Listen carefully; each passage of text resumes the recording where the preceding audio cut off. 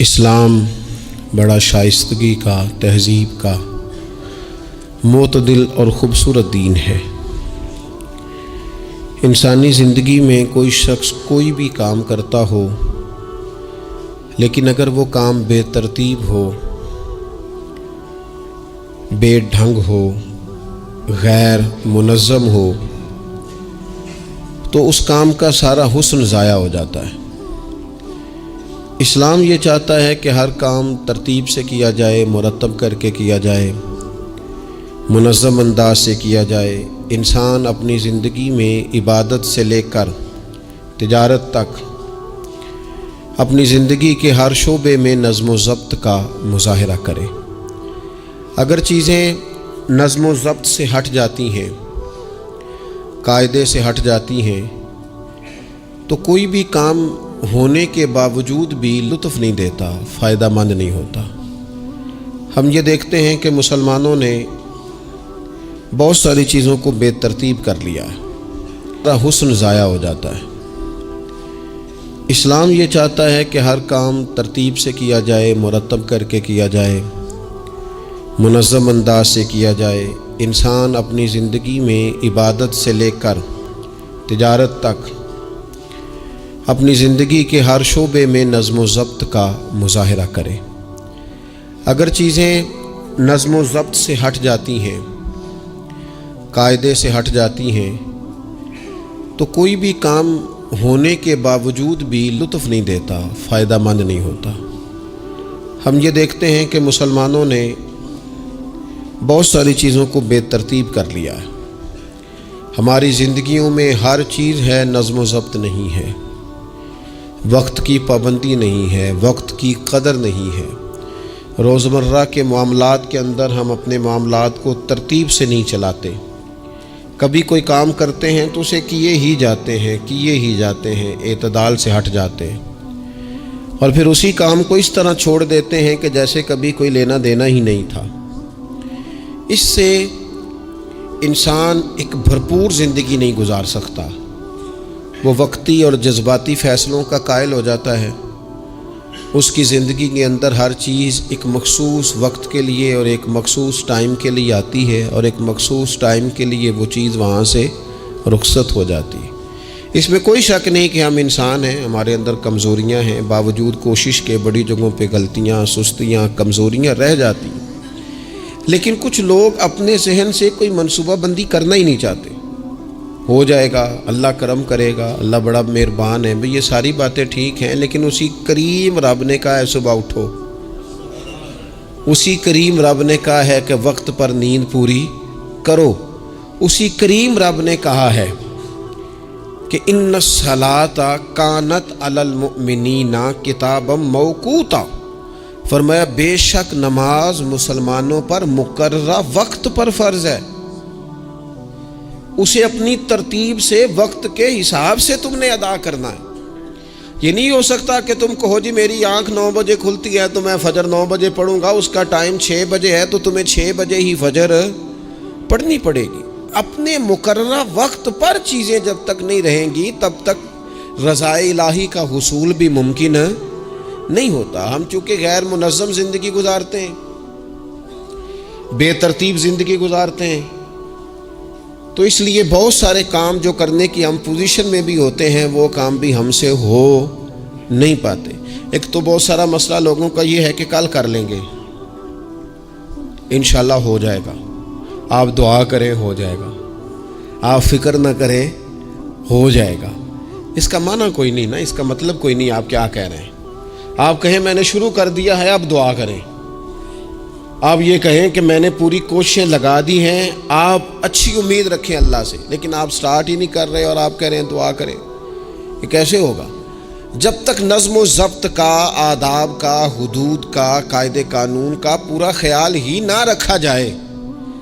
حضرت سید فیض الحسن شاہ صاحب رحمۃ اللہ تعالیٰ علیہ فرماتے ہیں کہ ایک خاتون بڑی عجلت پسند تھی، جلد باز تھی، تو اس کا شوہر اس کی چیزوں سے بڑا پریشان تھا، جلدی میں آدھا کام کرتی تھی، آدھا کام خراب کر دیتی تھی، تو اکثر آ کے کہتی تھی دعا کریں بڑا مارتا ہے۔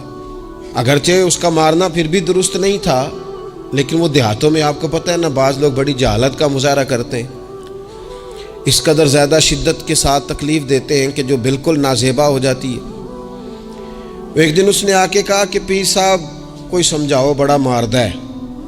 تو آپ نے فرمایا تو سنا ہے بڑی جلد باز ہے، کام نظم و ضبط سے نہیں کرتی۔ کہنے لگی جی دیکھیں جی کیا نظم و ضبط اور کیا معاملہ، کل اس نے مجھے کہا دال پکا دو تو میں نے اس میں گھی بھی ڈالا ہے، مرچیں بھی ڈالی ہیں، پیاز بھی ڈالا ہے، لہسن بھی ڈالا ہے، ہلدی بھی ڈالی ہے، بس ذرا جلدی میں نے دال ہی تو نہیں ڈالی۔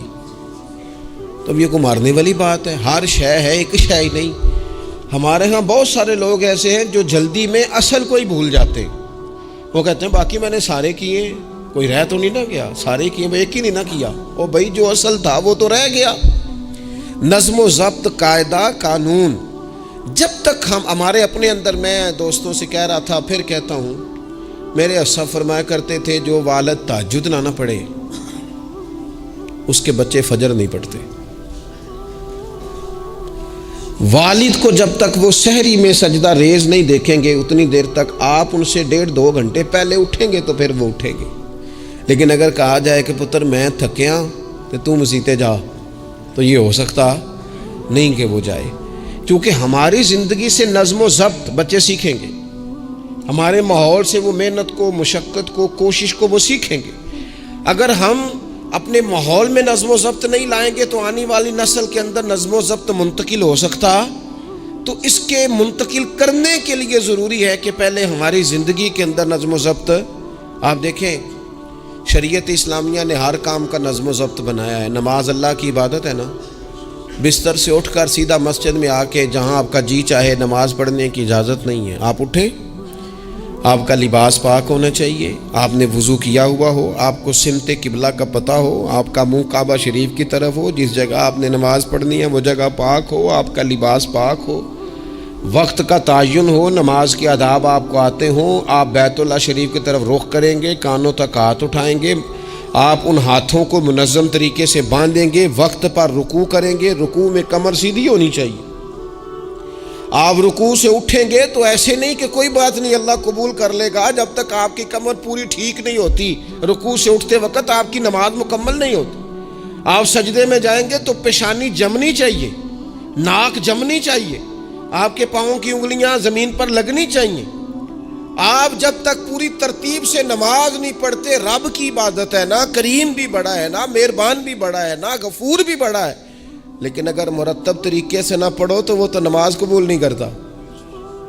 نبی پاک صلی اللہ تعالی علیہ وسلم کے سامنے آ کے ایک شخص نے نماز پڑھی، عبادت کی ہے، آیا ہے، جھکا ہے، لیکن عبادت بھی بے ترتیب بھی نہیں، بے ڈھنگی نہیں، غیر مرتب نہیں، غیر منظم نہیں، ایسے نہیں کہ جیسے مرضی کر لی۔ اس نے آ کے نماز پڑھی تو حضور نے اس کو دیکھا اور نبی پاک علیہ السلام نے فرمایا تیری نماز نہیں ہوئی، دوبارہ پڑھ۔ اس نے دوبارہ پڑھی۔ یہاں تو لوگ ناراض ہو جاتے ہیں۔ ایک دفعہ طالب علمی کی بات ہے، میں ایک جگہ نماز کے لیے وضو کر رہا تھا تو ایک صاحب نے وضو کیا، بڑی جلدی میں آئے اور جلدی میں وضو کیا تو ان کا ایک ٹخنا خشک رہ گیا۔ تو میں نے ان کی خدمت میں بڑی، چونکہ بزرگ تھے، بڑے تھے مجھ سے، میں نے بڑی عرض کی، میں نے کہا وہ آپ کو خیال نہیں رہا، آپ کا ٹخنا خشک ہے۔ وہ کہتے ہیں مولوی وہ لنگن نہ دیا دے، دیکھیں کو لنگ نہ جائے، تو سو قبول کرنی کہ اللہ نے۔ میں نے ان سے کہا آپ کیا کام کرتے ہیں؟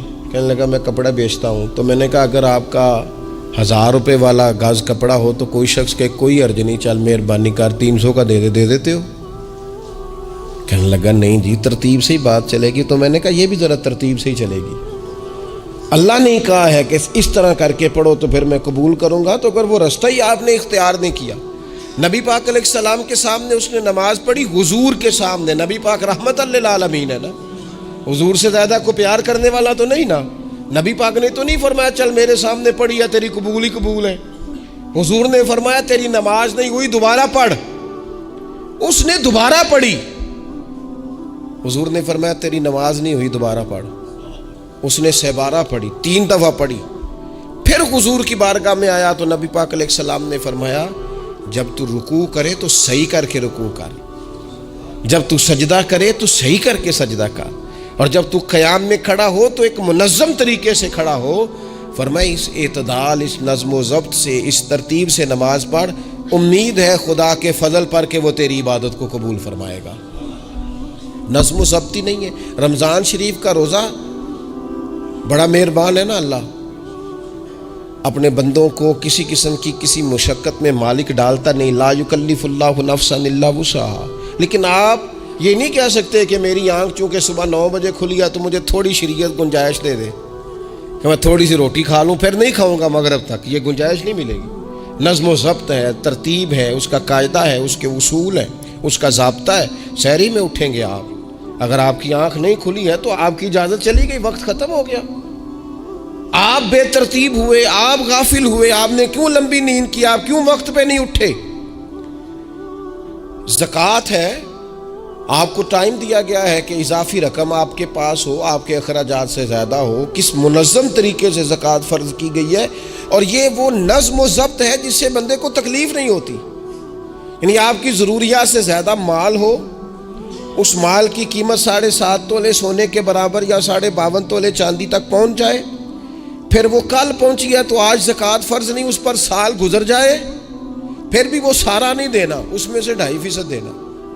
نظم و ضبط سے اللہ تعالیٰ نے توفیق دی نا جب بیت اللہ شریف کا حج کرنے کی، تو میں واپس آیا تو مجھے ایک طالب علم نے پوچھا، اس نے کہا کہ اس کا خیال تھا چونکہ اللہ کے فضل سے ہم خانقاہی لوگ ہیں تو بعض لوگوں کا خیال ہوتا ہے کہ شاید کوئی بہت انوکھی بات اور انفرادی بات ملے گی، تو خانقاہ شریف میں یا طریقت میں یا اہل تصوف میں باتیں انوکھی نہیں ہیں، باتیں روٹین کی ہیں، بس وہ یہ کہتے ہیں کہ ذرا ان کو درد سے ان پر عمل کرو، اپنے دل میں اس کا نفاذ کرو، روح میں اتارو۔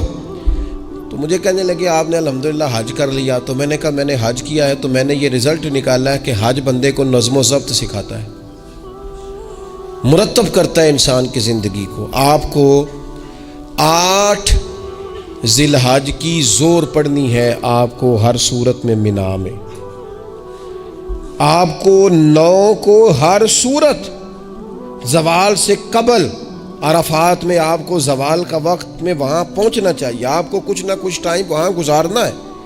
ایک منظم ترتیب ہے کہ مغرب کے وقت نکل آؤ، وہاں آپ نے نماز نہیں پڑھنی، آپ آ کے عرفات سے نکلیں، مغرب عشاء کی نمازیں مزدلفہ میں پڑھیں۔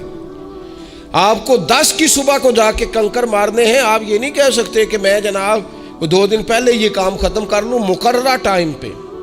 جو 9 ذی الحج کو میدان عرفات میں نہیں جائے گا اس کا حج ہو سکتا، کیونکہ یہ ایک نظم و ضبط ہے، دین نے قاعدہ بنایا ہے، قاعدے کے بغیر آپ یہ کام کر سکتے؟ میں مصروف ہوں جی، مجھے سفر کرنا ہے، میں نے قربانی کرنی ہے تو 10 کو نہیں کر سکتا، میں 8 کو کر کے چلا جاؤں تو جاؤ، اللہ قبول ہی نہیں کرتا۔ قربانی اپنے ٹائم پہ، مقررہ وقت پر۔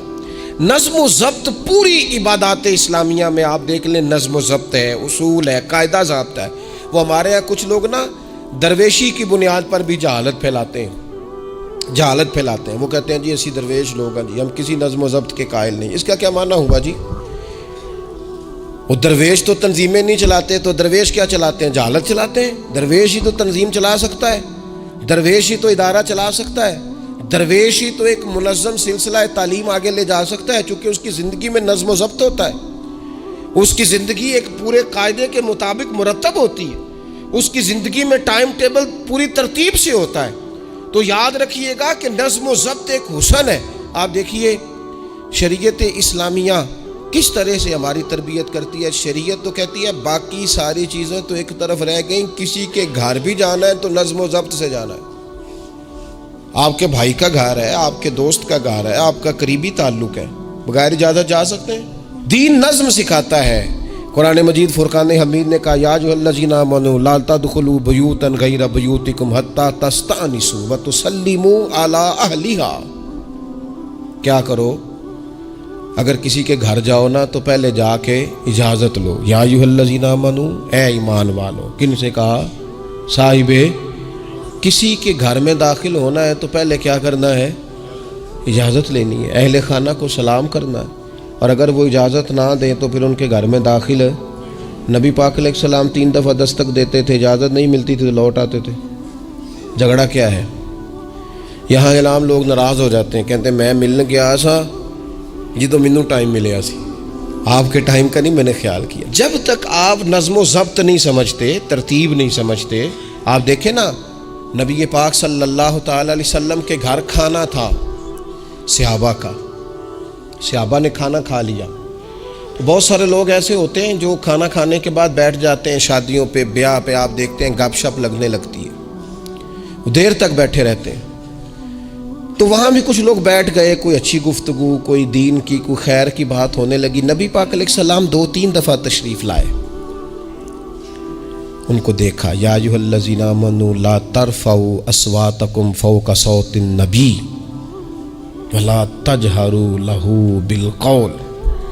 نبی پاک صلی اللہ تعالی علیہ وآلہ وسلم کی بارگاہ میں تو آواز اونچی نہیں کرنی، تم نے اس طرح چلا کر بات نہیں کرنی اس طرح لوگ آپس میں کرتے ہیں.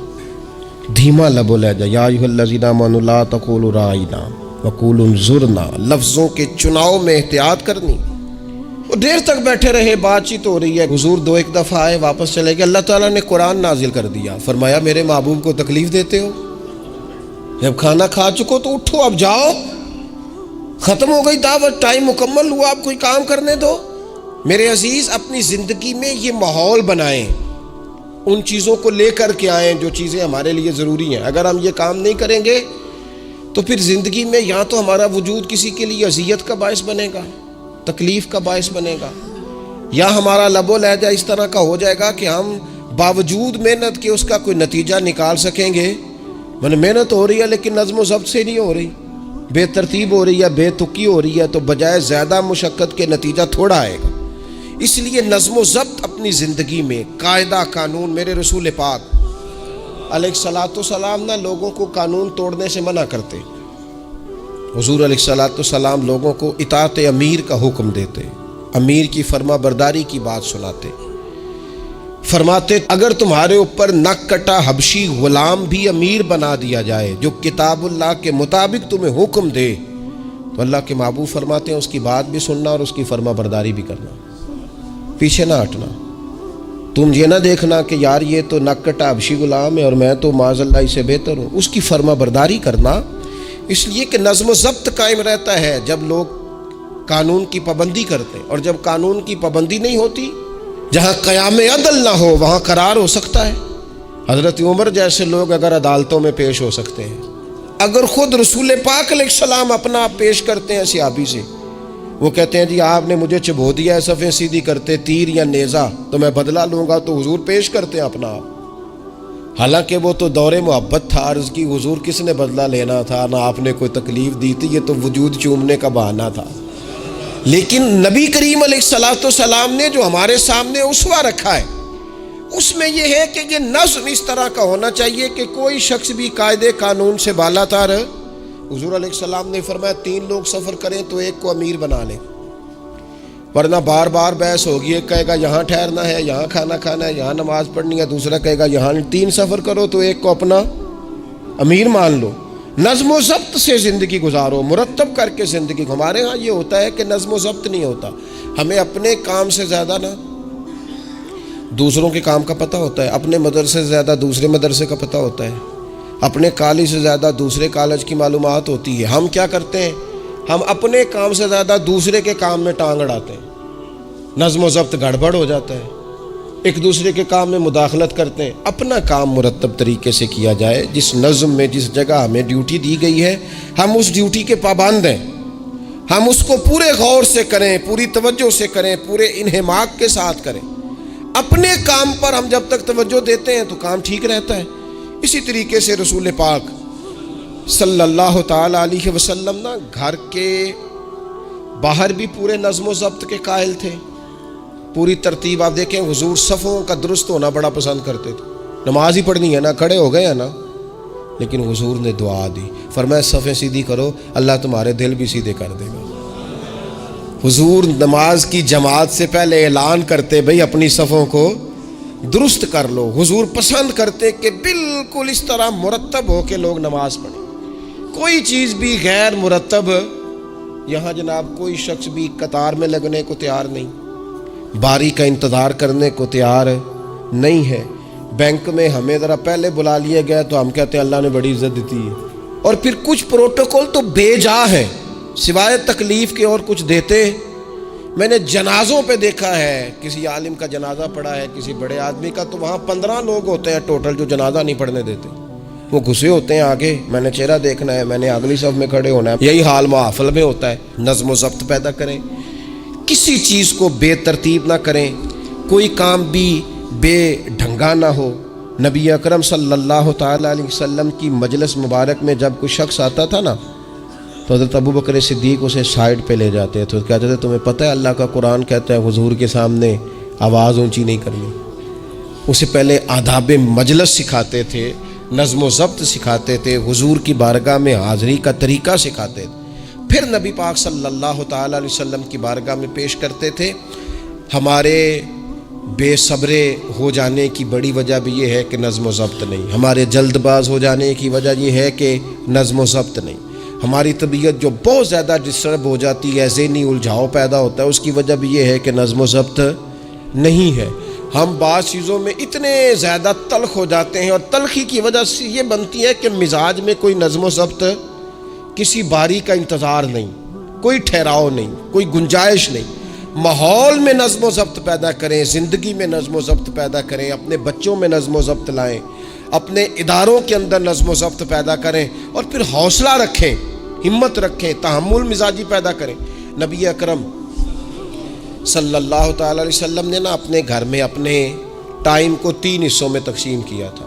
ہم گھر کے اندر جاتے ہیں، اپنا ٹائم تقسیم نہیں کرتے۔ یہاں تو کوئی بندہ مطالبہ کرتا ہے تو ڈانٹ کے چپ کرانے کی کوشش کرتے ہیں، تھکا ہوا ہوں خبردار بات نہ کرنا۔ آپ نے چپ کرا دیا، چپ کرانے سے بغاوت پیدا ہوتی ہے، نفرت جنم لیتی ہے۔ یہاں چپ کرا دیتے ہیں، یا اگر ہم کوئی بات کرتے ہیں تو وہ کوشش کرتے ہیں کہ اس وقت جان چھوٹے، یہ دن گزرے کل دیکھیں گے۔ اس سے کیا ہوتا ہے، اس سے جو شخص آپ کے سامنے بیٹھا ہے اس کی امید ٹوٹتی ہے، وہ کہتا ہے یار یہ کیا معاملہ ہے۔ بچوں کی امیدیں ٹوٹتی ہیں، گھر والوں کی امیدیں ٹوٹتی ہیں کہ یار یہ تو جان چھڑا رہے ہیں۔ نبی اکرم صلی اللہ تعالیٰ علیہ وسلم جب گھر تشریف لے جاتے تھے تو حضور اپنے وقت کو 3 حصوں میں تقسیم کرتے۔ ایک حصہ پورا ٹائم رسول پاک گھر والوں کو دیتے، ان کی بات سنتے، بلکہ حضرت عائشہ صدیقہ فرماتی ہیں جب تک گھر میں رہتے کوئی نہ کوئی گھر کا کام ہی کرتے رہتے، حضور ٹائم دیتے۔ ایک حصہ یہ، دوسرا حصہ ٹائم کا نبی پاک صلی اللہ تعالیٰ علیہ وسلم نے آرام کے لیے رکھا ہوا تھا۔ حضور آرام کرتے، لیٹتے، باقاعدہ حضور علیہ الصلاۃ والسلام اپنے وجود اطہر کو بستر کے اوپر رکھتے، آرام فرما ہوتے، صحیح معنوں میں آرام کرتے۔ اور تیسرا حصہ نبی پاک علیہ السلام نے عبادت کے لیے رکھا ہوا تھا۔ گھر والوں کا کام کاج کیا، عشاء ہوئی، آرام کیا، پھر تہجد کا ٹائم ہوا تو حضور عبادت کے لیے اٹھ کے کھڑے ہو گئے۔ یہ گھر کے اندر، مسجد میں نہیں۔ مسجد کا تو جو عبادت کا ماحول ہے، نماز کا، وہ الگ ہے۔ گھر کے اندر اس بات کو اچھی طرح سمجھ لیں کہ گھر کے اندر جب آپ جائیں، اب تو بڑوں کی شکایتیں آنے لگی ہیں، پہلے بچوں کی آتی تھی، اب تو 50 سال کے آدمی کی شکایت آتی ہے کہ گھر آتے ہی موبائل کھول لیتا ہے، ادھر ادھر دیکھتا ہی نہیں، کوئی سنتا ہی نہیں۔